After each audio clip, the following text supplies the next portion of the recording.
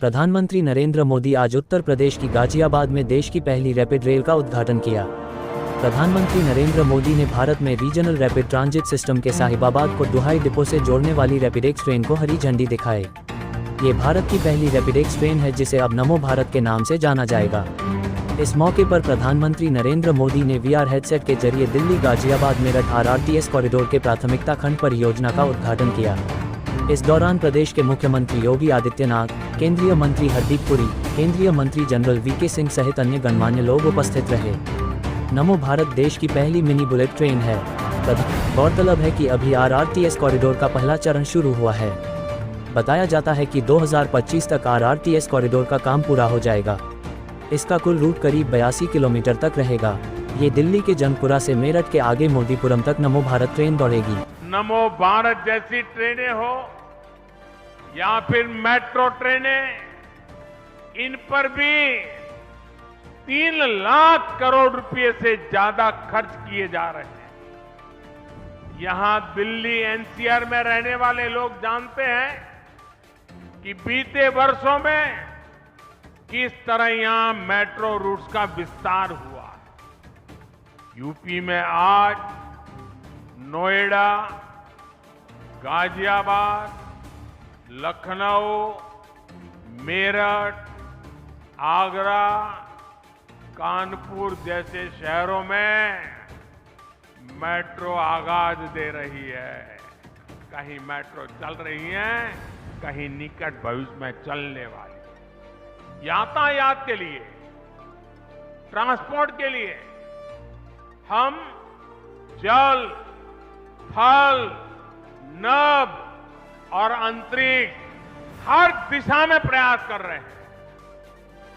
आप water transport को ही देख लें तो देश में आज की नदियों में 100 से अधिक वाटरवेज बन रहे हैं। इसमें भी सबसे बड़ा वाटरवे मां गंगा के जल प्रवाह में बन रहा है। बनारस से लेकर के हल्दिया तक गंगा जी पर जहाजों के लिए अनेक वाटरवे टर्मिनल बनाए गए हैं।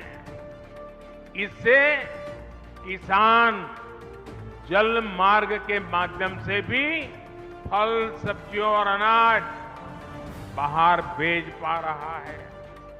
हाल ही में दुनिया के सबसे लंबे रिवर क्रूज गंगा विलास ने भी 3200 किलोमीटर की दूरी तय करके रिकॉर्ड बनाया है।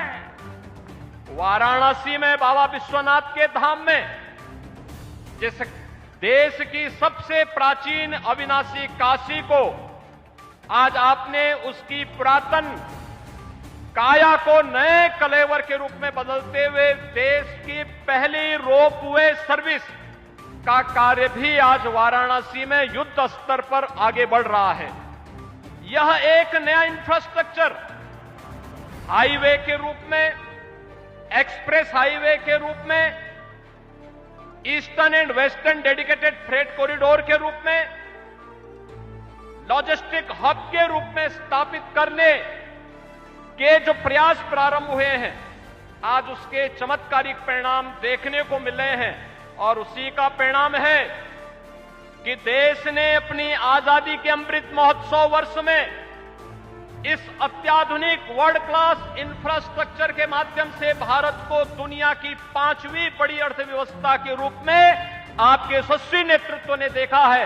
इस अवसर पर उत्तर प्रदेश वासियों की ओर से आपका आभार व्यक्त करते हुए देश की पहली RRTS को आज शुभारंभ करने के लिए और कितनी शानदार रैपिड रेल है। 150 किलोमीटर तक हम लोगों ने इस यात्रा में भी आदरणीय प्रधानमंत्री जी के नेतृत्व में, उनके मार्गदर्शन में इसकी यात्रा स्वयं भी की। दिल्ली से मेरठ की दूरी को कम कर देगी यह सेवा। इससे पहले मेरठ को 12 लेन के एक्सप्रेस हाईवे के साथ जोड़ा जा चुका था और 12 लेन का 12 लेन का एक्सप्रेस हाईवे उत्तर प्रदेश में यह कभी एक सपना था, लेकिन आज मोदी है तो मुमकिन है यह सपना इस रूप में साकार होकर के उत्तर प्रदेश वासी भी, देशवासी भी देख रहे हैं। क्योंकि जो दूरी 4.5 घंटे लगती थी, आज मात्र 45 मिनट में उस दूरी को तय किया जा सकता है।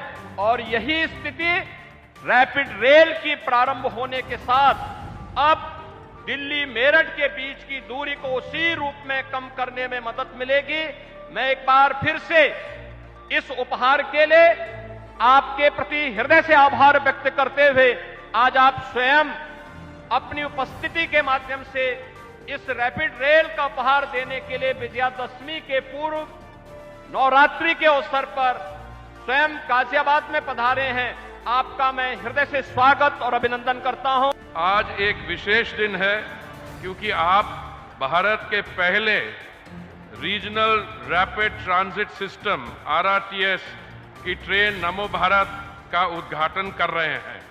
नमो भारत भारत की वर्ल्ड क्लास टेक्नोलॉजिकल कैपेबिलिटीज की एक मैनिफेस्टेशन है।